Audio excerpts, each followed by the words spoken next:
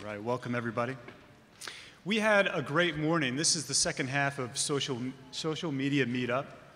So the first panel this morning spoke about digital identity and development, and one portion of that topic was our digital identity versus our real life identity. And this really resonated with me because, you know, online we all look great. We sound great. Our summaries, our profiles are elegant, they're concise, they're well written, and our pictures look stunning.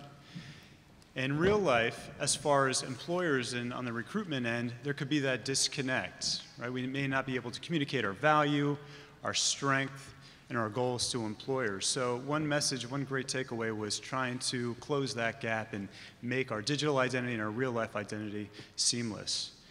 And I know I've got to take that advice and go back home and retool my own social media accounts, because online I'm 4 inches taller and I'm real buff, and I mean, if you can see me now, it's totally a disconnect. It's not the case. But again, welcome back to the second annual Columbia University School of Professional Studies Career Week social media meetup. Real excited to have this amazing panel with us today to talk about social media and its disruption on recruiting. So I'd like to first introduce our panelists. We have Tony Arce, CEO from Red Ivy Studios. Natalia Mazzucchelli, Global Partnerships Lead of Facebook, Inc. Philip Stott, editor of Vault.com. Daniel DeAndrea from LinkedIn, who was our keynote earlier this morning. And Eric DeMonte, Talent Acquisition Manager of Univision. Yes, please join me in giving them a nice warm round of applause. Thank you. And our moderator, very excited to be introducing Nicholas Corvino to you. Nicholas is Senior Engineering and Leadership Recruiter at Google. A little bit about Nicholas. With experience recruiting across all areas of IT, Nicholas Corvino works to hire the world's best engineering leaders to join Google's North American offices. Formerly, he worked for the nation's largest private staffing agency, Tech Systems.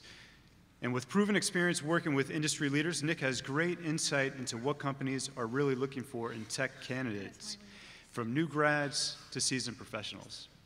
So again, please join me in welcoming Nick and our panel.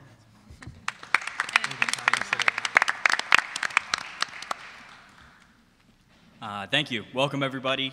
We have some questions that we'd love to run through with the panel. We also want to open this up to audience questions towards the end of this. So if you do have specific questions for anybody on the panel or follow-ups to the questions that we're going to ask, please hold them and line up at the cues when we give you the signal. So thank you. I guess we'll start out as a question for everybody on the panel here.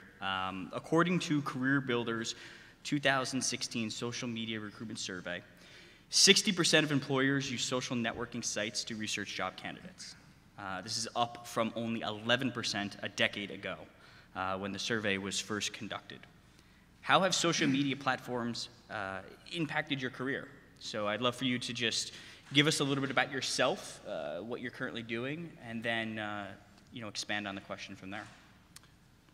So my name is Tony Arce with Red Ivy Studios, and I guess what we do in terms of Red Ivy Studios really is tell that human story, right, which connects people to people. And in terms of the way I got here, my career started actually in IT, and I was in the Marine Corps for 9 years, basically building networks from scratch to communicate from remote locations to our home bases back in the United States. And I was based out of California, and I loved what I did, but for me, I really craved that human interaction, that human connection. And what I found my passion was really the camera and what that did for people, the dynamic between being the person asking the questions, the interviewer, but also the camera person and the subject. And I think what really happens is you get this vulnerability that takes place that just between the two of us being there, there's this really amazing connection that's formed. And to be able to have that and for others to see that or witness it was revolutionary for me. And that's when I fell in love with video. And to me, being someone who's very, very passionate, but also very curious, I found that video, for me personally, became an outlet of education, but also for spirituality, basically my life, you know, in terms of what it brought to me was from watching videos on YouTube or Facebook, things that people share, it changed my perspective on the world, right? To see it in a way, and I fell in love with that. And so, as much as it was available for people with either money or large companies, we really felt that we wanted to offer that to the individual, to the small business, to the personal brand, right? What that is to tell a story. And that's where we're at today, is perfecting that in a way that we really want to bring people together, and we know that when that happens, people buy from people, and people connect with people, and they refer people. So that's kind of how we got here. Thank you, That answer Tony. the question? No, absolutely. Okay. Natalia, you're arguably at the biggest, Facebook and Instagram. How have social media platforms impacted your career? So they built my career. I've been at Facebook 6 years. So it's been a critical component of my career and my DNA as an employee. What I found critical and important in terms of working in the tech industry is how quickly they move and how quickly you have to adapt. So it's much different to my past experiences. My first job out of university was in JetBlue. What I loved about JetBlue that I also love about Facebook is the culture and how important culture is to a happy employee. But more specifically with Facebook and the tech industry, as you know, with Google, it's moving so quickly, so it's so critical to adapt and move quickly as well and get experiences and get in front of people that are moving fast as well. So it's been quite a journey. I think we were just talking about how quickly these companies are growing. When I started at Facebook, there was 3,000 people globally. Now we have close to 3,000 people in our office in New York. So to stay competitive even internally in such a fast-growing environment organization, it's important to reinvent yourself. So there's always an aspect of myself that every quarter or so I think about stretch assignments and places I can really stretch myself. So it's been quite a good journey. Great, amazing. Phil, same question to you. How have a little bit about yourself and how have social media platforms impacted your career? Sure. So I have been at Vault now for almost 11 years. So in terms of how it's impacted my career, I've seen the rise of Twitter, I've seen the rise of Facebook, of Instagram, but most of these things have occurred since I've been at Vault, so it hasn't really impacted how I go about looking for jobs. But what it's impacted is the way that we work at Vault. When I first started there, I was a staff writer. We, in our editorial department, had no sort of we didn't really communicate outside of editorial when we were creating our products. We would create them, we would hand them over to market, and they would figure out how to sell them. The salespeople would go out and sell them. These days, social media is one of the first things we think about within editorial while we're creating our content. We really don't do anything if we don't think that we can market it through social media first, and it's become a key career skill that we hire for, and that really everyone within our department has to have.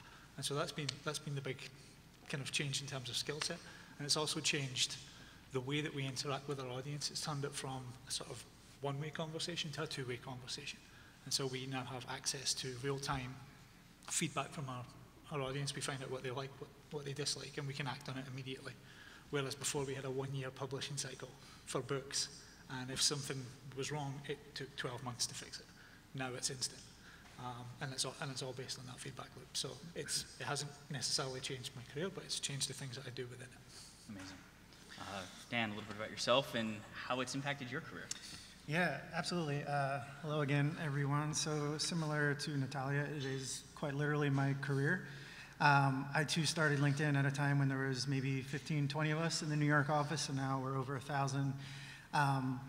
And I mentioned a little bit earlier this morning about how LinkedIn recruited me via LinkedIn before I was at LinkedIn. So that's the main thing I've seen is you know, the kind of the growth and empowerment for both recruiters and job searchers. No longer are we at a time where you have to list a job and wait for people to come to you. You can go to them. So that's really changed the dynamic of the job searching world. passive and active candidates can be both added to your pool. And in general, like digital, social marketing, mobile has really empowered consumers. When we talk about any industry, the power isn't in the hands of the marketer and the corporations anymore. The power is in the hands of the consumers to find out information before they even touch base with the corporation. So the same goes with job search.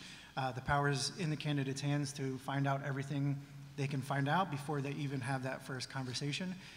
So every interview I have, the applicant comes in knowing as much about LinkedIn as I know. All the information's out there. So generally speaking, the first interview often feels like the third interview because we can get right into it from such an empowered, knowledgeable applicant. Thank you. Now, Eric, the final panel member here, you've got an interesting background, and I'd love to hear, how social media platforms have impacted your career. Specifically, you mentioned yourself as a people connector within the professional Latino community, as well as somebody that's heavily involved in military engagement. How has that specifically impacted both what you're currently doing as well as your career? Yeah, definitely. So, Eric Monte, Talent Acquisition Manager at Univision. I've been there for the last almost 5 years now. And I have been in recruitment for about 20 years now. So not only the 10 years that we're talking about in this particular case, but also when you think about recruitment from 20 years ago, and obviously I'm definitely dating myself here in terms of my age and how long I've been around, is the fact that, again, when we started recruitment, literally the agency that I was working for, they started to use a database for the very first time. Recruiters at that point were all using cards, basically to kind of write the names down, and then they would actually look it up in a Rolodex sort of type of situation where they would look up and it's like, oh, who's that candidate? And they would actually look it up. So just over the last 20 years or so, as far as the progress in recruitment, it's been amazing. Social media, from a professional standpoint, from a recruiting perspective, has made things a lot easier. It has made data a lot more available. And of course, when we talk about LinkedIn and other platforms, it does give a recruiter this amazing access of information that we didn't have before. And my colleague here was talking about someone coming to an interview and knowing just about everything about a company that sometimes you wouldn't have that information to. It still does surprise me that people do either come to you at an interview or a phone interview, and if they don't know anything about your company, or they say, it's like, well, I really didn't have time to do research. There's no excuse for that, by the way, folks. So social media, it's definitely even from a branding perspective, it is also something that is very important. You want to make sure that you leverage that as a tool for your career and professional advancement. Great, thank you. I'm going to point this question toward Natalia, actually. Hot seat. How do employers in your career weigh digital identity? What about in your current organization, Facebook and Instagram specifically? Yeah, it's been a big shift for me. I think the shift is in the culture that we're hiring for. In Facebook, it's very critical, not only your knowledge, but also how you show up to work, how you collaborate, how you work with others. We actually, a lot of our interview questions are built around that to try to assess out whether you're a team player, whether you are sharing your knowledge, whether you can be a coach at some point or a manager in the future.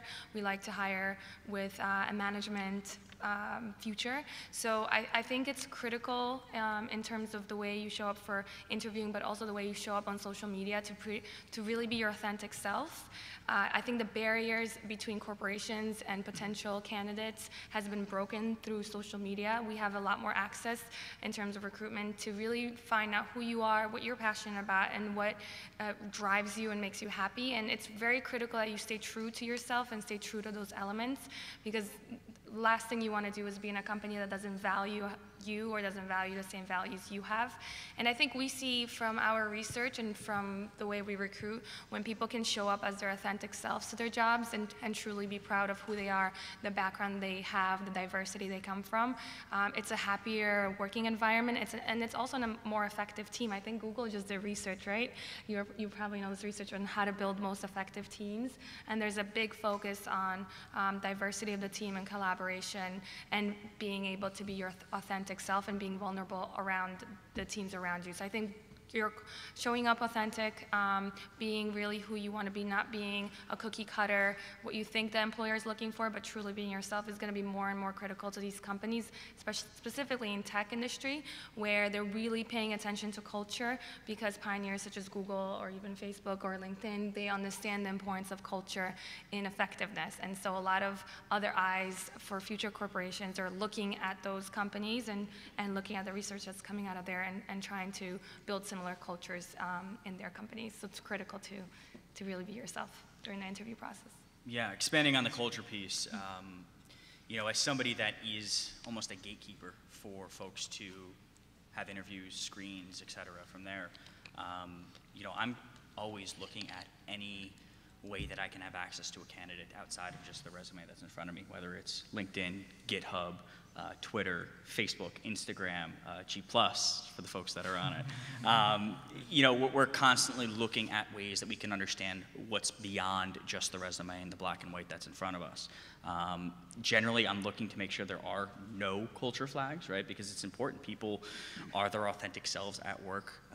There's so much involvement and so much in the news today about, you know, making sure that you're, you know, being a good person in general. And so I'm making sure that there's no red flags, but I'm also trying to find out, you know, where's the value add that this person can give me outside of that resume, and then bringing that up throughout the interview process, right? If there's ways that they're heavily involved within certain types of organizations or volunteer groups or passions that they might have, more often than not, there's other individuals within my organization that have those same passions or those same, you know, external drives. And if we can make those connections and try to pull that out, you know, we build that type of organization that is truly balanced. Great. I'm going to point this one towards Eric as a self-proclaimed LinkedIn power user. How important is fine-tuning your privacy, and why? What are some of the best practices, examples, or lessons hard learned that you've either have experienced or directly observed, or just some cautionary tales that you can share with us as somebody that is out there more than most? No, definitely, and having LinkedIn next to me is kind of a little bit more pressure here now. I have to be careful what I say. No, so, look, I would say it is a personal preference. What I would recommend in terms of both as a professional and as a recruiter on both sides of the fence is with LinkedIn, for example, you do have a lot of access to information, and you do want to make sure that you put the right sort of information there.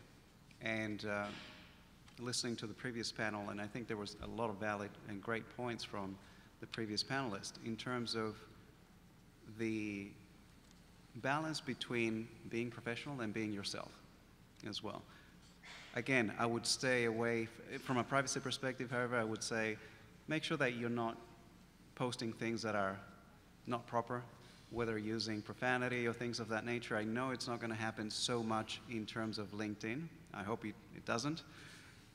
But when you do see other social media tools being used, whether it's Instagram or any of the other tools, I see such a difference. And I try and follow people, and my Instagram profile is actually private. I'll say that.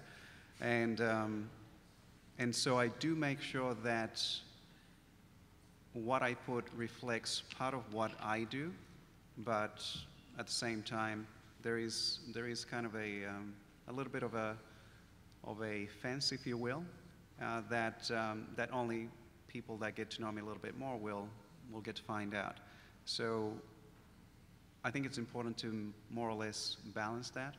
And some people will argue it's like, well, this is how I feel right now, and I'm going to post this. And this is one of the things that I've seen. And I would say if you're going to post something in a moment of being upset or being a little bit, let's say, angry about something, I'd wait 24 hours before you post anything, and then see if that makes sense to do that, particularly if it's going to be something like an Instagram or Facebook or things of that nature.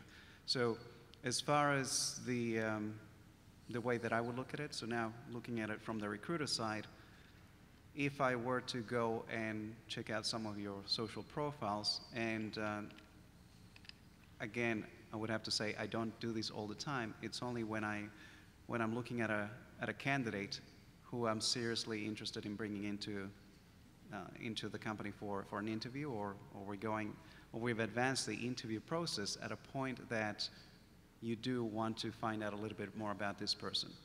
Okay, so it gives you a little bit more of a picture about the person, but the interview in itself, you're going to obviously get a little bit more of an understanding in terms of culture fit, what the person is like, emotional intelligence, and so forth. So I would still say that be aware of how you set your privacy settings, and there has to be a certain level of, I guess, a limit to what you put. If you are a self-proclaimed celebrity, if you will, on social media, and you want to open everything up and you want to share everything, totally up to you.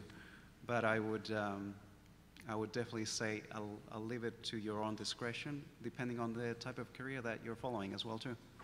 Yeah, no, great insight there. And to echo some of the things that you said, Eric, I think it's as much restricting folks and access to things with your privacy settings on Instagram or Facebook, if you want to keep that private and personal on your inner circle, as well as fine-tuning your professional pages, whether it's a professional blog you have, LinkedIn.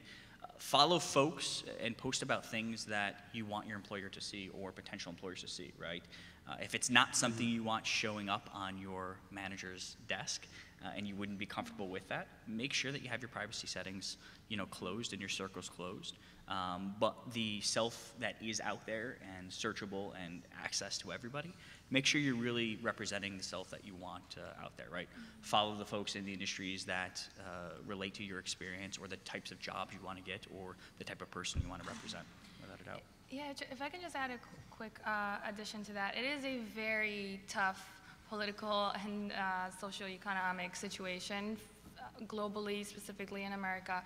Just make sure that when you are posting things or sharing things around your viewpoints, that you're being respectful to all diversities, to all groups, to all people, that you're being curious about the other side and learning on what the other side or other folks, what their opinion is, versus attacking and being disrespectful and blameful. I think when companies see that kind of behavior, they tend to feel like that could not be a good team player, especially in a lot of organizations that value diversity of thought. So as long as you're posting in a very respectful way and a very open-minded way, I think it's totally fine, versus the other side is not as good for employers. Yeah, thank you. I'm going to open this up to anybody in the panel that feels, like they have a good suggestion for the folks. How can students and or graduates make it a point of posting comments or articles, retweeting or sharing on their social media sites daily to keep them current and relevant? How can career seekers show that they are up to speed with the industry and connected with leaders in their desired field? Yeah, I mean, I would just say, quite frankly, to do it and make it a priority. It's like saving and investing. That it shouldn't be you invest what money you have left over. That should be sort of a priority in what you're doing with, with what's going in your pocket. It's the same thing with building your social empire, as I can reference this morning, or building your reputation. Schedule it, do it, put it on your calendar every morning at 9:15. I'm going to spend 15 minutes across LinkedIn, Facebook, Twitter, Instagram. I'm going to do searches of certain people. I'm going to collect some interesting articles. It shouldn't take you all morning. It should take you 15, 20 minutes. Share what you think is important. Maybe once a week, schedule a little bit more time to give a little bit more thoughtful of an answer. But it can't be something that you do when you have spare time, or when you're in a cab or something. Just prioritize it, understand its importance, and just get it done. Anybody else to add? I think I would say as well, on top of that, to join groups of interest on LinkedIn. There's thousands of them. And it also does give you the opportunity to connect with others, other peoples, and it does give you an opportunity to either share a point and make yourself known as a subject matter expert. And if you're not at that point, at least you are also connecting with others who are subject matter experts. Yeah, and I think the key for me when I'm looking at other people's, whether it's LinkedIn, whether it's Twitter, people who are trying to establish themselves as sort of often brand themselves as experts, is to make sure that, as you said, you're not only sharing articles, that wherever possible you are adding value, maybe approaching it from the point of view of reading something and providing an executive summary or a takeaway, something that will enable the people that you're connected to see you as more than somebody who's just kind of spamming them with links, but who's actually kind of adding to their understanding as well, and that you're somebody who is actually an expert and knows what they're talking about. Yeah, and share something interesting you read about Tesla, if that's not your career. We talked a lot about recruiters looking across all social channels to kind of get an understanding for the type of person you are. They're not hiring a piece of paper, they're not hiring a resume. They want to hire somebody who they want on their team. So if every post, even if it is across all channels, is about data analytics or whatever you're applying for, you don't come off as a very well-rounded person. Everyone has interests personally and professionally. Don't be afraid to show those. As Eric said, just don't post with emotion. Leave emotion at the door. And that goes for Facebook and Twitter too, because we're absolutely looking at what you're posting and what you're commenting on, a friend's picture on Facebook if you do leave those settings open. So don't be afraid to show that you're well-rounded, because that's the type of person people want to hire. Just do so a little bit guarded across all channels, because once you put it out there, it can be deleted, but if it's interesting enough, someone's going to screen grab it, and it's going to stick around for a while.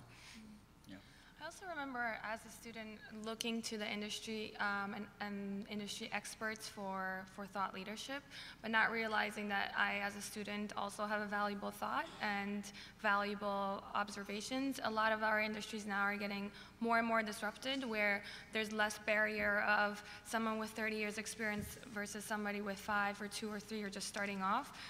There's so many people starting their own companies. I talked to somebody, I think you're sitting right there, he sold 2 companies already, no pressure, but look to yourself and feel empowered that you can also be a thought leader. So when you're finding interesting content, have your opinion and share it as well. I think a lot of employers are also looking to see your maturity and your thought leadership and professionalism even before you start your career in a company. So feel empowered to do that. And I just have one point, when I think about what I'm posting or what I recommend is always saying, be authentic, just like to your point earlier. It's important, I think, to be passionate about things, and passion connects with other people's passions. But I also believe it's really, really just important to be aware that just like driving in traffic, sometimes you can look at a vehicle and not remember there's actually a human being in there. And sometimes we forget that in social media platforms where you think you're just sitting in front of a computer, right? And there's really another person, and they have emotions and they have feelings, and people respond to those things that you do post. And so just to have a little compassion also. But again, just be authentic, I think is extremely important. And anything that just comes off as disingenuous, it's not going to reflect well on you if you're put on the spot to actually back up or substantiate whatever claims you're making or information you're putting out there. Yeah, I think the second part of this question resonates really well with me. How can career seekers show that they're up to speed with industry leaders, right, in their desired field? For me, and the way I do it, is staying fine-tuned with the way that my apps and my phone react to me, right? My searches, I can swipe right on my phone and see all the Google News articles pop up. I can go into the Google, app, and it shows me the things that I'm searching and the things that are relevant to me, so that if I want to go out there and share great quality content that's posted by somebody else, I have access to it right away. or even if I just want to read it myself, right, and have that intellectual curiosity. All of my apps and all of my devices and everything is fine-tuned to what I'm looking for. And so it's a great way to just get the information. So keep that in mind as you're going through it and you're using your devices. You can tune all of those things exactly how you need it. Your Facebook news feeds, your Instagram feeds, your LinkedIn feeds, and then your phone and browser itself. So all great ways to get the information in so that you can then share it outwards. Although you need to be careful about what you post, you don't want to be so reined in that prospective employers can't find a playful or creative side to you. That being said, how important is LinkedIn and posting in general? How often and what other social media platforms should students take advantage of? Tony, I'm going to open this up to you because you're up here taking selfies and pictures. And there is a playful side to it, right? I'd love for you to kind of give us your insights on that. Yeah, so the biggest thing that we emphasize in what we do is that it's not just the responsibility of technology to bring people together. It's our responsibility to network and put ourselves out there so that we can make those connections both online and offline. And I think what's really important as far as posting is showing that you are networking, that if you do know someone that knows someone else, well, you're connected in that way. And to have that in common is sometimes the most important thing. I've so often hear of people in those situations saying when they finally get to meet someone, I want to work with you. I don't know how, but I want to work with you because you have a great energy, or you have this, or you have that, or we have this in common. And so I think just putting yourself out there, and just like you said, I'm taking these selfies, is because now I can connect with these fine individuals later on, but also we have that, and it's something that's a memory and that's shared outward. And people want to be a part of that. People want to be a part of that energy, part of that group, you know, of sharing that in common with others. And I think that's so important because I'm craving it, but I know that so many people are truly craving that human connection. And not only can it be life-changing, but oftentimes you don't even know if it could be life-saving and what that could mean to someone to have those real, authentic connections. And again, it just goes back to having passion, but also being authentic in that. Dan, I'd love for you to expand on that as Mr. LinkedIn over here. How important is LinkedIn posting in general, and what other sites do you suggest people look at outside of just your main platform? Yeah, I mean, the short answer is yes. Post on LinkedIn, post on Twitter, post on Facebook. Be active, be relevant inside and outside of your specific role. You both mentioned earlier about hiring on culture, and that's when I interview an applicant, that's literally 1/3 of the analysis. Is there's specifically a box for culture to make sure we're hiring people that we want to work with. We want to hire people that are not only well-rounded, but passionate about what they're doing, what they're talking about, showing that they're not just showing up day to day, doing their job and going home, that they're coming in with a passion to make a difference, a passion to learn more, share more, be a resource, look for new resources. So anytime you post something, it shows another side of you, and that's to an interviewer, to a coworker, to a friend. So I wouldn't be reluctant at all to post something professional on Facebook, something personal on LinkedIn. Use your best judgment, but in general, just show that you're a well-rounded person with different passions, and that'll come through before you're even sitting down for an interview.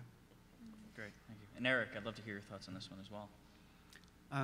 Yeah, actually, it was a good point about social media and the human factor, the fact that we want to have that human connection. And I was thinking about that, and there are obviously extremes as far as how you take it.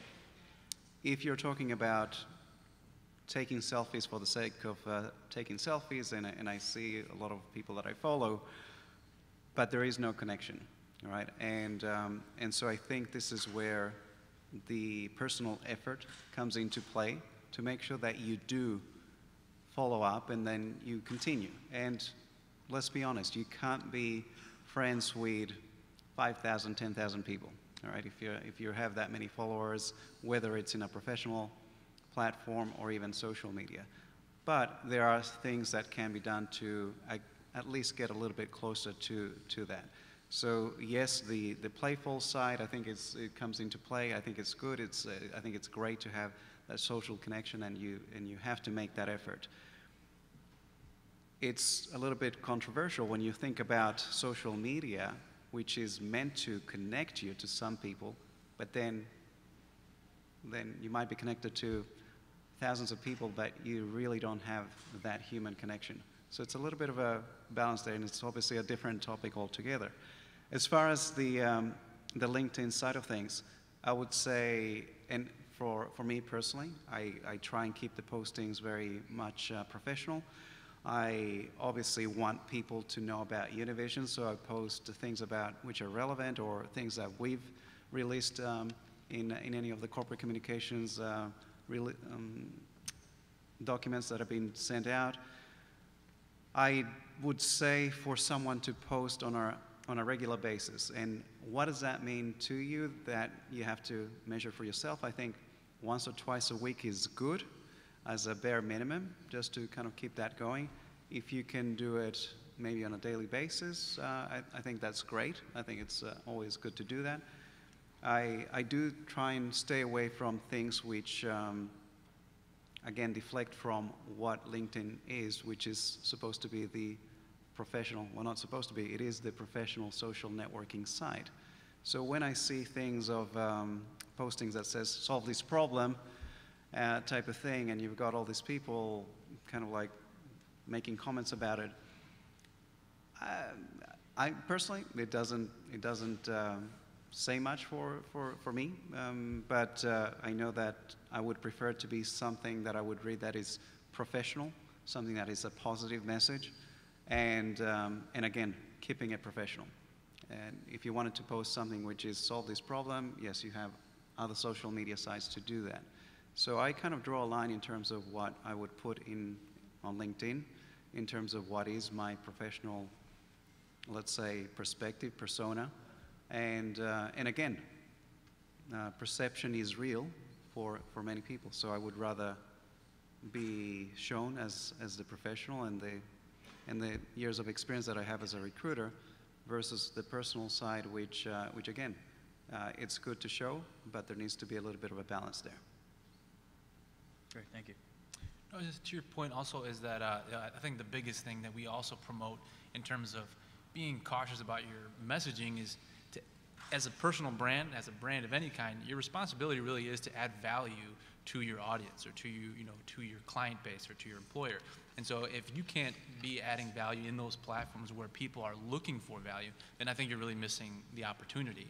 And it could also hurt you and alienate, because I know for a fact that, I stop following people or when they start posting things. And so now they've just lost me in that line of communication because they're posting things that aren't relevant to me. So just be aware of adding value in a way that is relevant to the platform that you're on.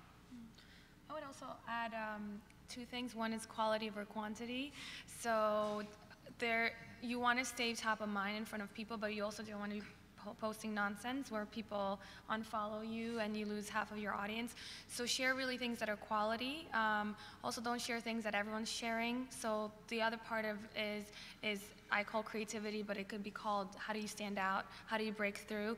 You have to imagine a normal recruiter or an employee is waking up in the morning very early, checking their emails, listening to Spotify, going on Google search, looking at Facebook, then opening Instagram, opening LinkedIn to see like who added them. And because of the power of mobile, which I think we've all hinted a little bit at, there's so much multitasking happening and so much things on the go that you truly have to, as you're looking for us as an audience, you truly have to find ways to break through. So what are creative ways that you're going to be either short, concise, to the point, don't write this much because nobody has the time to really look through that? How do you show up in terms of visually, how do you show up in a mobile environment? Is your resume so tiny that someone has to like zoom in 6 times to look at it? Is your profile really mobile optimized? So really finding ways that you are showing up well and breaking through in a creative way on the mobile device, I think is a good gut check, because that's how we're all looking at 90% of the information. And then the first one is really post quality things. So quality things could also be projects. Perhaps you're sharing industry information and your POV on this, but you can also share great project that you've worked on. It doesn't have to necessarily be something that's happening in the wider industry, but we also like to see your leadership and your impact, and not only your thoughts and opinions. So if you have something you're proud of, a project you're working on, share that. I would love to see people's projects and learn from them what they value and what impact they drove. Yeah. As far as platforms are concerned, I know we've mentioned Facebook, Instagram, LinkedIn.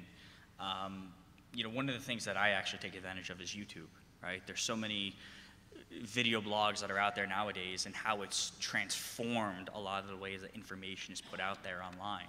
I mean, people are doing this every single day. They're doing it weekly, monthly, whatever it may be.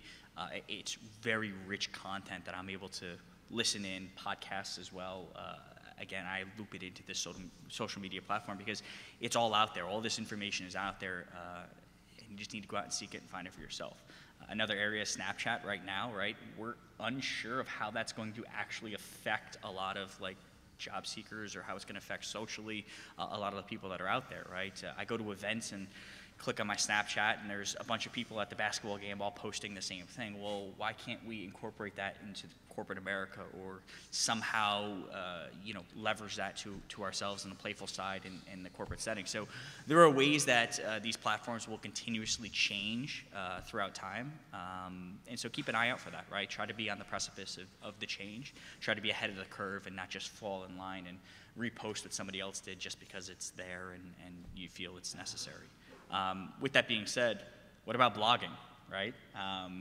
I know, Phil, you are a blogger yourself. How critical is this and why? I'd love to hear how this has been positive in your career and other folks that you network with. Yeah, so obviously I'm going to say it's critical. About 25% of my job is probably blogging, managing bloggers, editing blogs, promoting blogs via social media. And I think as long as you're building it, if you're trying to build your own brand and build yourself as an expert, if you have a strategy that involves creating in-depth, valuable content within a blog that you can then push out via your own social media efforts, I think it can be a really powerful tool. I can give you a very specific example of a colleague I used to work with at Vault. Her name, which I'm sure she won't mind me sharing, is Aman Singh. When she was working at Vault, she was a sort of general careers editor. And through the course of her work, kind of fell in love with corporate social responsibility, as in, it was really a kind of an emerging discipline, sort of 2008, 2009. And there were sort of a lack of thought leaders in the space. And she was somebody who decided that was what she wanted to do. And in the course of her work for Vault, started blogging about CSR 2-3 times a week, sharing her posts. I think, you know, obviously it helped that we were sharing it through our sort of Vault newsletters, but she kind of created an entire vertical at Vault around CSR, then left to pursue CSR as her career elsewhere, and has had, you know, her profile has just continued to grow. She's continued to blog for the last, it must be a decade now. That's kind of frightening. But yeah, she's continued blogging on a regular basis, and quite often now I will be on various social media platforms and I'll see a piece of content come across that was written by her, that was not promoted by her, which I find really interesting. And I think that's the other powerful piece about blogging, is that when you create and share content within a social media platform, it has a limited lifespan and then it goes away. With Twitter, it's about 4 seconds. But with your blog, you have all your content, all your thought leadership, all of that lives there. So anyone who stumbles upon it has the ability to kind of go back through that and see who you are and what you're about, and get a much more in-depth sense of who you are as an expert. So that to me is the power of it, or the potential power of it. Amazing. Students are fairly quick to learn the tools. They have the intuition required to figure out a lot of the problems. However, the problem that we see repeatedly is grad students or anybody that's out there don't understand why they should be doing it. What advice do you have in light of the future of work? What are 2 to 3 recommendations that you can give to students that they can walk away from, as far as the topics that we discussed today, Tony? Well, I think it's just to be very deliberate about what you're doing. Because when you look at, there's a Buddhist quote that I love, and it's, show me where you are and I'll tell you where you've been, show me where you are and I'll tell you where you're going. And I think when you look at your Facebook profile or your LinkedIn profile, and in that moment you can evaluate or kind of police yourself, it really does dictate what direction you're going professionally. And I don't believe that there's such thing as a separation between a personal Facebook account and a business Facebook account. Right? You're one and the same, and you are a personal brand, and the way that you carry yourself in every respect is going to reflect both online and in person. And I've seen many opportunities where people have, just because of things that they posted or thoughts that they've shared, they've lost big opportunities on that. And on the same token, though, if you do post things that are, again, connecting passion to passion or love or compassion for others, it goes a big way. And I think to be involved and look at your life and say, not so much of how can I post or how can I attract people to the kind of person I am, but what kind of person do I want to be? And I think when you do that, then your social media life just takes shape on its own. And as you're out there and you're doing these things, if you're volunteering, if you're connecting with the right people, it's going to reflect, right? And so for me, I think so many times when you reach a point in whether it's education or a career or a shift in career, sometimes you reach that now what, right? So I've graduated, and now what do I want to do, or who am I going to be? And I think if you can take a step back before you start really marketing yourself online, and just almost like a vision board, right? If many of you are familiar with those, it's really painting a picture of what you see becomes very real. And so if you look back in your life, is that really what you want for your future? And so that's, to me, the biggest advice I would give people is just be deliberate about the life you want to create, and the social media part should take care of itself on. No, thank you. Yeah, for me, it's always about the why. Why am I involved in social media? What am I looking to get out of it? Selfishly, I want a lot of great information from other folks that I don't have direct access to, and the internet has allowed that to happen, right? As I said, there's videos, there's blogs, there's LinkedIn posts, there's articles. All this information is at my fingertips at all point in time, and if I have that presence online in social media, I have access to those individuals. At the same time as I'm building up my career and I'm doing panels like this with great folks, my presence on social media has allowed me to participate in events like this, right? That's exactly how they found me for this event, was through LinkedIn, and I'm sure a lot of the other folks on here. And so it's powerful, it's out there. I'd love for anybody else to expand on this, as well as tips for the folks that are out here. Yeah, go ahead. So I think for me, and I think you've seen the theme here, is that companies are not only looking at what you did, but who you are. And that's really the disruption of social media, that it's no more just your resume and a list of the things you've accomplished, but who you are, how you show up, how you work with the team, the culture you're setting. And social media for the first time allows you, whether it's on Google, Facebook, Twitter, LinkedIn, it allows you to really be your authentic self and show who you are and what value that actually adds into that team. So in terms of building out on social media who you are, there's some advice I would have. One is really, and I think I mentioned this already, is find ways to be creative and stand out. There's a lot of people out there that are competing for the same jobs, and it's tough, and so you have to find a unique way to really stand out for either before even that interview, how the potential employer is looking at you and what they're going to remember out of that. And there's a lot of disruption there too, right? So there's a whole usage of video more and visual versus just text. So how are you thinking of coming to life and building your profile visually or through video? So standing out, being creative is critical. The other one is really being bold. I think sometimes you are early, perhaps, or mid in your career, and you want to kind of fall in and are afraid a bit to stick out your head. I would encourage you that actually those are the people that we typically hire, at least in Facebook, from my experience, is the leaders, is the people that did things that others were afraid of, or led things that others were not knowledgeable on how to lead, even if they made mistakes. There's a few times in an interview that we've actually hired a person that has said openly, I opened a company and it failed, but this is what I've learned learned, and this is how I'm taking that information into my future career. And we hire that person, absolutely, because they weren't afraid of failure, and they weren't afraid to learn. So I think being bold is really critical. And the last one, feel empowered. There's almost no industry that I think of that isn't looking at you as your target audience. So what do I accept for retirement homes and denture creams? Everyone is looking at millennials and Generation X, Z, I don't remember the names now, there's way too many, but they're looking to you to learn from you to build their products, whether it's a consumer packaged goods, whether it's auto industry, whether it's the financial industry, they're all looking to you to build their future company and sustain themselves so they don't fail, to build their company around your needs and how you're moving faster and doing different things than the generation before you. So feel empowered that you have a voice and companies actually want to learn from you as much as you're learning from them. Yeah. Dan, you had something to add here? Yeah, Nick, you mentioned something about access to information, and we talked a lot on this panel and all throughout the day as branding yourself as a subject matter expert. But there's also a tremendous opportunity on LinkedIn, on Facebook, on Twitter, on Google, if I can be a company man, on Bing, to become a subject matter expert. And you have access to this information literally at your fingertips. You can pull out your phone and research a topic and find dozens of articles that you can actually become that expert that you want to brand yourself as. So don't get lost in the big picture of how do I brand myself as this person that I think recruiters and employers want me to be. Just you also have the opportunity to actually be that person quickly and quite easily. You mentioned Bing. Is that something I should Google? I'd love to open it up to audience questions. I know there's a bunch of folks out here.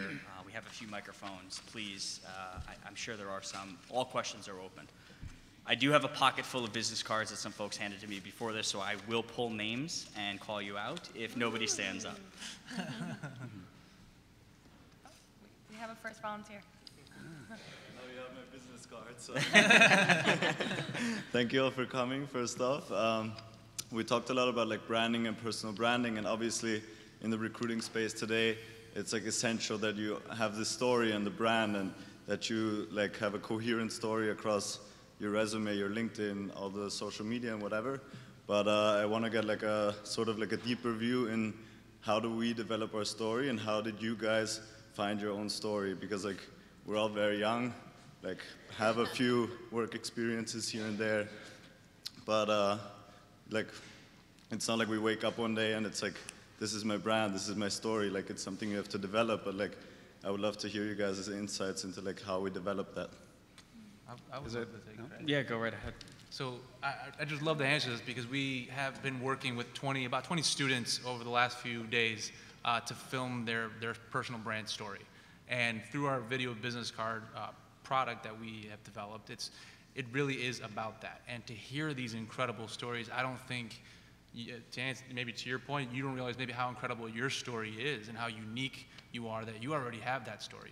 And to Natalia's point, it's really about quality over quantity. So when you start developing that story, it's really about investing in yourself. If you know that your strengths are here, but maybe from a marketing perspective, the quality of whether it be a video post or something that you write, have someone check that. Have someone else either hire someone or someone that you trust, a mentor, that can guide you down what that looks like for you. Because sometimes we don't really, not necessarily believe in ourselves, but we don't realize how beautiful of a story we do have. And so to have someone else maybe validate that for you, I think would go a long way. But I've heard some incredible stories of the last few days that have just blown me away, that I'm walking away just speechless. And this is almost every student. A lot of them are here right now, and I applaud you because you really do have some incredible stories that should just feel incredible about those things. Yeah. For myself, building my story, I ultimately ended up at Google through research I did on LinkedIn.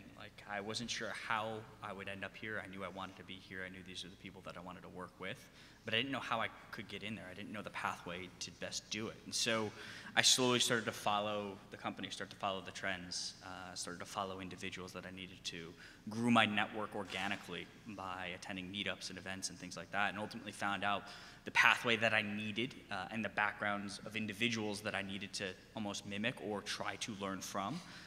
And that's what taught me what I needed to know to actually get the job I'm in. And so in building your story, you can also reflect on what other people have also done, right? Leverage that as much as you can through it. I think also keep in mind your story has to be authentic. It has to be who you are, right? So don't try to build somebody else's story because their story looks good on paper, or you saw that person get a great job and you want to have that same story, because ultimately, even in interviews, I connect with people that I know their story's authentic, and I see the passion to whatever they're doing shine through in the interviews and our conversations and their online profiles. So I think it's critical that you build your story around what you're passionate about, tying your passions to your career, even if you have pressure from whoever else to go a certain way. I think eventually you realize that what's really critical is enjoying what you're doing and being around people you enjoy being, and tying your passions to what you're doing 80% of the week and where you're spending your time. So really build your story around what's critical and important to you. And actually, just wanted to make a point over here, and Nick mentioned it, and I'm glad he did. One of the things about starting your career is, yes, social media is important, no doubt about it. The one thing he did mention is make sure that you are also networking at the same time. You're getting connected to people. You're attending, whether it's career fairs, whether it's conferences. Make sure that you are out there. Social media is vital. It's helpful, but it's not the answer as well, too. It is not the magic bullet that you're going to just say, oh, well, I'm connected in all these platforms, and that's how it's going to happen. The last, as an example, the last 3 positions that I've had, networking has helped me. Now, I leverage social media, yes, because they did research me on LinkedIn. There you go. And, but at the same time, it was all the people that I knew that also helped me from both to see the people that I was connected with, but then also who they turned out to go and reach out to ask about me. So that was actually very interesting, which I found out later in all the positions. And also, guess what? You can also leverage that to do research on those companies that you're interested in as well, which is also exactly what I did. So with Univision, for example, there were a couple of people that I realized that I was connected to, and I got the scoop, and I said, hey, listen, and they weren't in the same department, but they told me a little bit more about the company, the culture, what they were looking for, and that helped me to be better prepared when I went to an interview. I can't stress how critical that is, especially when, for example, on LinkedIn I get messages such as, hi, my name is so-and-so, I want this job in Facebook, can you help me get it? Right away I'm like, no. But when someone reaches out to me and says, hey, I've noticed this is how your career at Facebook has progressed, this is what I'm interested in eventually as well. I would love to learn from you and hear from you on your journey and what you've learned along the way, and hopefully one day I'll get there too. It's much easier for me and friendlier in terms of an informal connection versus you want something out of me and not allowing us to first build that relationship and allowing us to learn from each other. So I think reaching out that way really works. Great. What other questions do we have, folks? Right, line right up. We've got plenty of time. I'm close, so I volunteer. My name is Arce. Thank you for coming here today. So my question is simple. So do you find or discover any pattern of change during the recruiting process from both the interviewee side and your side? I'll answer this from my own perspective. Absolutely. When somebody comes in prepared for the interview, when I interview folks, I'll say, for example, when they come in and they're like, hey, I saw you did this and worked for this company and then had this track record and I relate to that because of this, that's extremely powerful for me. Hey, you're prepared, you came in, you're knowledgeable, like you utilize the tools that are at your fingertips. And the same thing for when I'm lining up interview panels for my leadership folks, right? People who've been in the industry for 10, 20, 30 years. They want to know the folks they're speaking with ahead of time so they can leverage social media, whether it's LinkedIn or blogs or patents that they've published. They want to come in prepared so that when they start that conversation, it's not, all right, tell me about your resume. It's, hey, here's what I saw online, and it's more of a conversation versus just going off with a piece of paper that's in front of you. So absolutely, the information that's accessible to the candidate as well as the interviewer, but from a candidate standpoint, like, leverage it as much as you can. And it's really, I think it's even more than that now. I think it's actually raised the bar that's almost an expectation. Like if someone comes into an interview, and to your point, even if it's something as simple as, hey Dan, I saw you went to school in Pennsylvania, are you an Eagles fan? Just to show me that they took that 10 seconds to like find something, I'm not, unfortunately, but just that they took a few seconds to find that personal connection goes a long way. And then, you know, the further you dig, the more impressive it is, versus someone that comes in and I ask them if they have any questions, like what's it like at LinkedIn, or what kind of benefits do you have? I get really turned off when they don't use all those tools at their disposal. Yeah. Question? Sure, this is for everyone individually. So is your company open to people who have no social media presence? Do you actively look for people who don't have social media presence as a way to diversify perspective and values? I'll answer. I'll say no. You know, we kind of, there's a lot of different sayings that connote the same thing, but we like to say eat at your own restaurant. So, you know, when we interview someone and we look at their LinkedIn profile, and it's all right if it's not an all-star profile, but if you don't have a picture, you don't have a few basic things updated, we do get a little turned off because, as I was saying earlier, we hire a lot on culture, and part of culture is passion for where you're working and to be part of sort of a joint mission.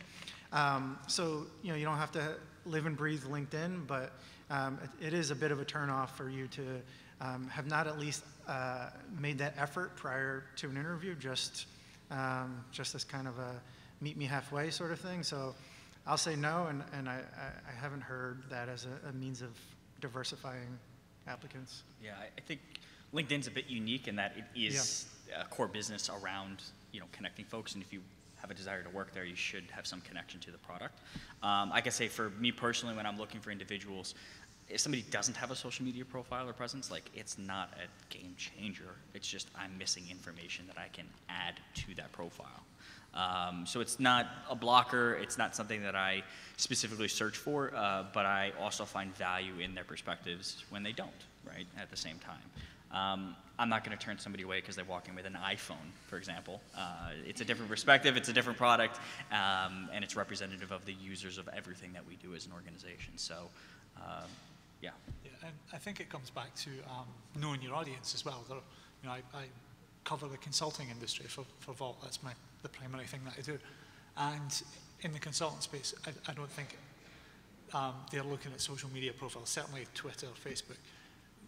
They're looking at those a lot of times as threats rather than as advantages. So, you know, they'll take a look at your LinkedIn profile. I think that's almost like a baseline if you're applying for a job. But I don't think it's going to hurt you, for example, in consulting and finance and law, where you're in those client-facing kind of industries where things like confidentiality are going to be an issue. They probably don't want to hire somebody who overshares on Twitter and Facebook. So it's, you know the company that you're applying to. Next question. Yeah, hi. So my name is Amani, and my question is pertaining to those of us who are making a career shift. So if we're coming from a totally different industry or field and into this field, how do you look at our applications? And how can we merge what we've done with what we want to do? Thank you. I think for me, like anything else, is creating a strategy behind it, and it's about marketing yourself. So when you think about it, just to your point earlier, is that know your audience, right? And if you can cater your message and really your personal brand message to that, then that's really going to guide you. And to set up something in the way of, let's say you're switching from law to being a doctor, if you will. Well, you're really going to have to start branding yourself that way so that people know when they look at you that you are a doctor, right? And it's like anything else. And so I think when you look at your social profiles, are you posting things? Are you sharing things? Are you networking with people that are in those industries? And to create that plan, again, just going back to being deliberate of, this is the path I want to take and this is how I'm going to get there. I think Facebook. So I'm not in recruiting, I'm a hiring manager. So through my hiring experience, I look more at skills versus knowledge, because I feel, because I know, and this is our kind of approach to hiring in general, if that person is a strong problem solver, if that person is a good collaborator, if that person focuses on impact instead of effort, all of these things that are really critical to our values and where we see high performers, if that person has that in their DNA and in their profile, whether they came from a background of a doctor or a lawyer, is going to be less important. Now, there are certain skills that for certain jobs are critical. For example, if you were a painter and now you want to be an engineer, you need to learn a bit of coding before you make that jump. So there's certain skills that are just critical. But in general, when you're making those big shifts, I think tie your core profile and your skills into the next job, and kind of market and brand them on how you can take what you've learned and who you are as a person that can add value to your future, to your next career move. Yeah, I think tell your story, right? If you're self-studying, put that on your LinkedIn profile. Like, I love to see that stuff. If somebody's like, they were an author or a blogger or whatever, a chef, and now they want to be an engineer, and they put on there like the last 3 years self-studying, here's what I've done, or I downloaded the open source MIT courses, and they like list it out, like they're active in what they're doing. And so it's very easy to brand yourself. The information's out there, the material's out there. Tell that story without a doubt. Next question. My name is Elena. I'm doing strategic communication here at Columbia. My question is mainly for Eric and Nicholas as recruiters. Are you using any automated recruiting platforms in your companies powered by AI? And do you believe that AI can at some point do a good job in recruiting? So we're looking into AI initiatives. So right now, basically anything that I'm working on, I'm reviewing all of the resumes, which is very time consuming. So one of the things that I think in terms of, to answer your question, do I think that AI will be a platform or tools that we'll be using continuously, or that is going to be widely more acceptable? I think as the technology advances, I think it'll be better. So, which means that for a candidate, it'll mean to make sure that you are really covering the areas that are being asked for. And again, one of the things that we do find, particularly in when I post, and I'll give an example for a director level position, which is at least 10 years of experience, and let's say it's marketing. And then I get an applicant who is a tradesperson with no marketing experience, with no 10 years of experience applying to that. So from an AI perspective, if that helps me to screen out that person, then that means then at least I can spend more time in doing either more recruiting or my role, which is also more strategic, and work on that. So right now, I'm being bogged down on actually culling out, let's say 100 resumes, trying to do that very, very quickly, whereas artificial intelligence should be able to help me do that.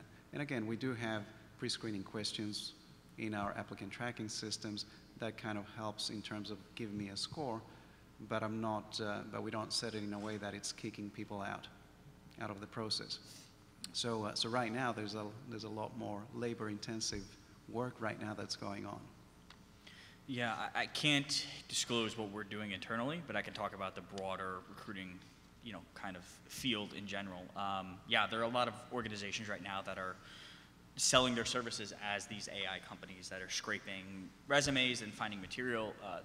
The issues that I see coming up in the future are really around like some of the legal aspects of it, of like, are we eliminating people from the candidate pool that may have a diverse background or don't typically fit the profile you're looking for, and so you're missing out on certain demographics just because of the AI that exists. But to Eric's point, it will be incorporated in the future. We just have to figure out how to best use it.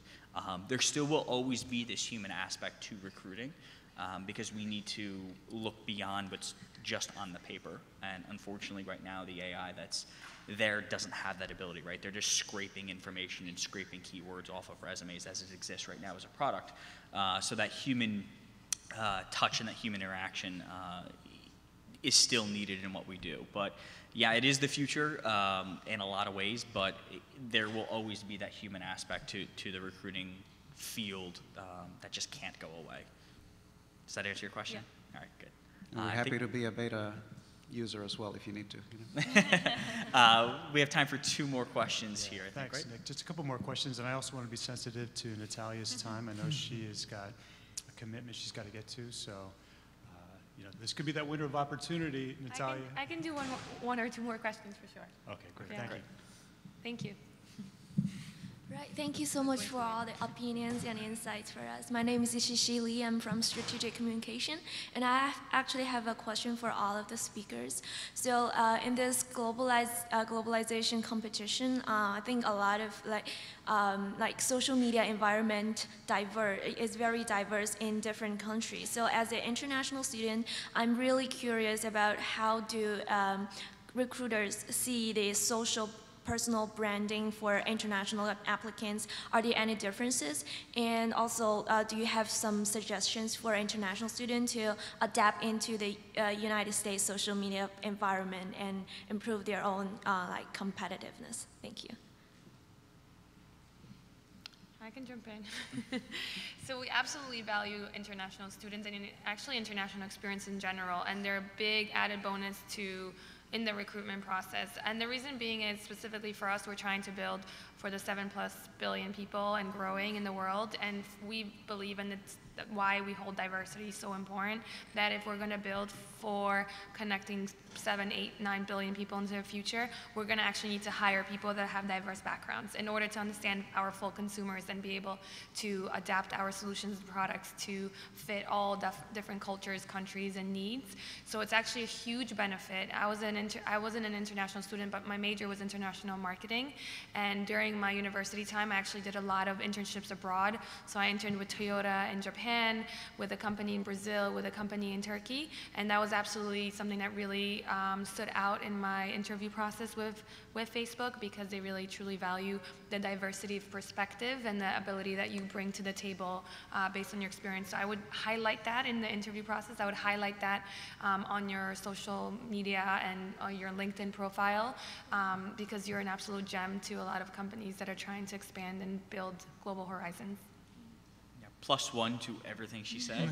And then in addition, I would, from a recruiter's point of view,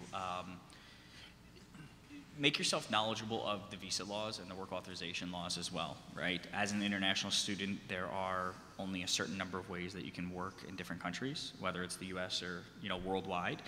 Be familiar with the organizations that encourage and sponsor those types of work authorizations and visas, and leverage that as much as you can, right? So when you're presenting yourself through a LinkedIn message or through a networking event, you can clearly prove that, like, hey, I did this research, I know that this is something that the avenue that I can go, and here's why I can do it. It makes it a lot easier to kind of pull you out from the rest of the pack as it exists. So that would be my one suggestion. Just familiarize yourself as much as you can so that you do stand out in that social media presence. And I think just from a marketing standpoint, it's to align your values to the company values, right? Because regardless of being in the United States, you have companies that share very different values.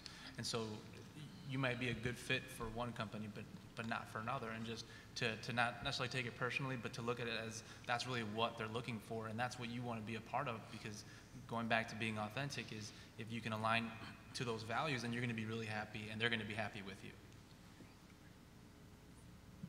Thank you. Final question? So this question is for the entire panel.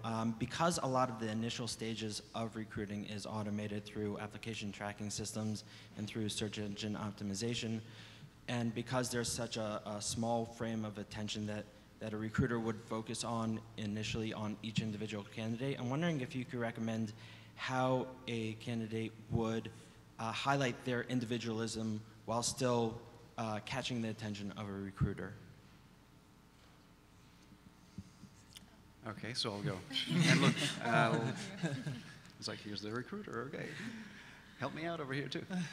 So look, one of the things is that, and particularly if we're talking about an experienced role that is being posted, the first thing is for you to have that experience, right? If we're asking, and I'll use the same example, if we're asking for someone who's got at least 10 years of experience in marketing, and you don't have marketing experience, and there's nothing relevant, not even the industry or anything of that nature, no SEO option that you want to implement into your applications is going to help out. So if there is no marketing experience in your resume, you're not going to stand out. So, and I'm not really realistically going to look at you for that particular role. Now I might look at you for something else, and if you've got other experience which might be relevant, then yes, it's like I'll think about that, and particularly if it's a strong background, if I see that's some relevant experience, or you're working for a competitor, then I'll think, okay, well maybe some of my colleagues might be able to perhaps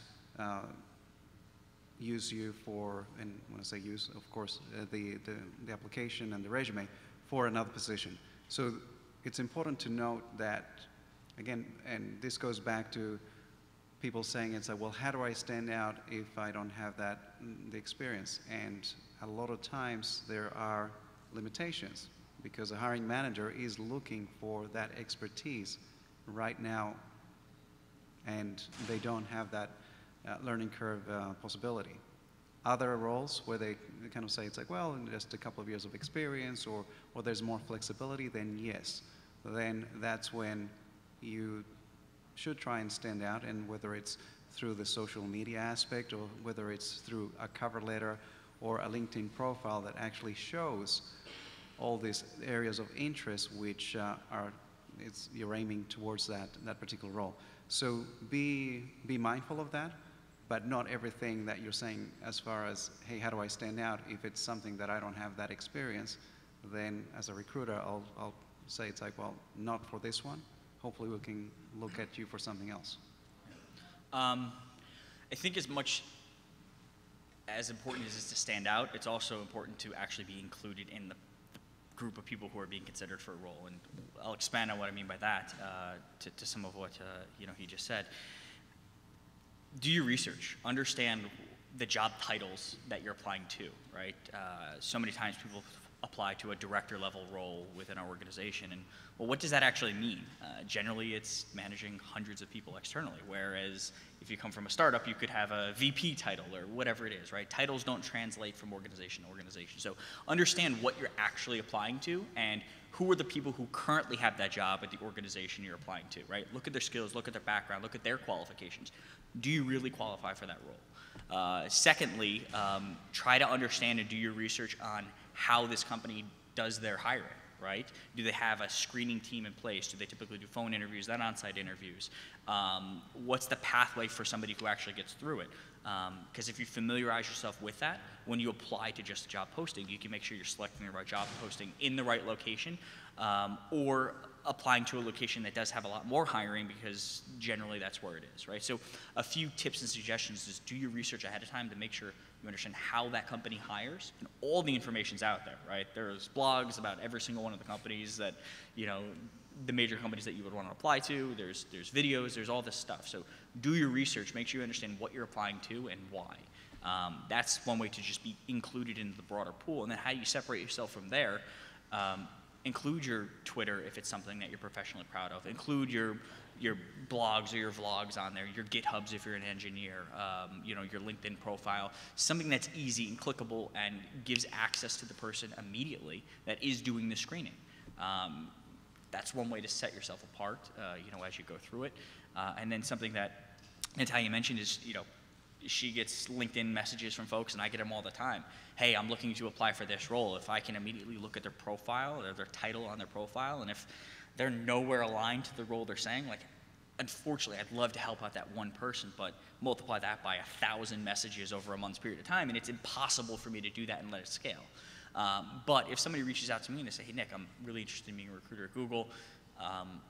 Is there any information you can share with me, or place you can point me so that I can get the information? Or if they come to me and they give me a value add in a message, right? And they're coming to me with some sort of information, Nick, I see that, this is the typical pathway for somebody to come into Google. Is that the experience you saw? Like, I saw that they put that extra effort into the process. They stand out immediately to me, and I'm more than willing to take a little bit of extra time to try and help that individual, even if it's just forwarding that email to my partner that I know does that type of recruiting or does that type of work. It's somebody that brought value to the table. It didn't just rely on me to do all the work for them. Sorry, that was really long-winded. That was useful. I took mental notes. It looks like that's all the time we have. Thank you, everybody. Audience participation was great. Thank you to the panel. Thank you to our moderator. Yes, thank you to our moderator. Yes, thank you again to everybody, Tony, Natalia, Philip, Dan, Eric, and of course our moderator, Nick. Thank you for your time and letting us get to know you and your careers and offering your insights and advice. So please join me in another round of applause for our panel and moderator. And many of these panelists throughout the day are going to be stationed at tables right around this auditorium. So you'll have further opportunities to network with them.